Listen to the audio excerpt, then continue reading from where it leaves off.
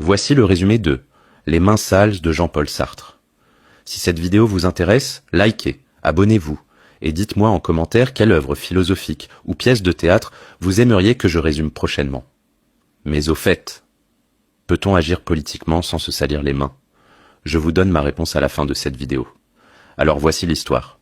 Les mains sales nous plongent dans l'Europe de l'après-guerre, où Hugo, jeune intellectuel bourgeois, rejoint un parti révolutionnaire communiste dans le pays fictif d'Illyrie. Pour prouver sa loyauté et effacer ses origines bourgeoises, Hugo accepte une mission délicate. Assassiner Oederer, un leader du parti qui prône une alliance temporaire avec les partis de droite et la monarchie.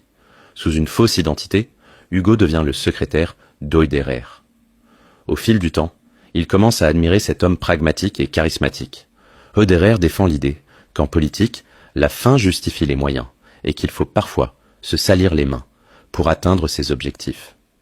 Le drame s'intensifie quand Hugo surprend sa femme Jessica dans les bras de Oederer. Dans un accès de jalousie mêlé à son devoir politique, Hugo finit par tuer Oederer. Ironiquement, peu après, le parti adopte exactement la ligne politique que défendait Oederer.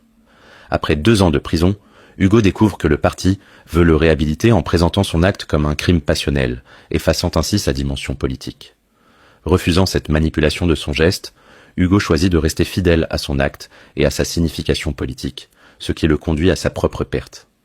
Alors, peut-on agir politiquement sans se salir les mains? Selon Sartre, la réponse est non. Cette pièce illustre parfaitement le dilemme de l'engagement politique, l'idéalisme pur contre le pragmatisme efficace. Oederer incarne cette idée que l'action politique nécessite des compromis, des mains sales. Aujourd'hui encore, cette œuvre résonne fortement dans notre monde politique où les questions d'éthique, de compromis et d'intégrité sont constamment débattues. Elle nous invite à réfléchir. Vaut-il mieux rester pur et inefficace ou accepter de se compromettre pour faire avancer ses idéaux? N'oubliez pas de liker cette vidéo si ce résumé vous a été utile, de vous abonner pour d'autres contenus similaires. Et dites-moi en commentaire quelle pièce de théâtre ou œuvre philosophique vous aimeriez que je résume la prochaine fois.